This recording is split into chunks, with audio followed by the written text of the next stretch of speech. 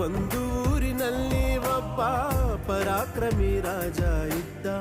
ರತಿಯಂಥ ರಾಣಿಯೊಡನೆ ರಾಜ್ಯಭಾರ ಮಾಡುತ್ತಿದ್ದ. ತಾನು ತನ್ನ ಪ್ರಾಣನೇ ಪಣವಾಗಿರಿಸಿ ಕಾಪಾಡೋ ಶಾಂತಿ ದೂತನ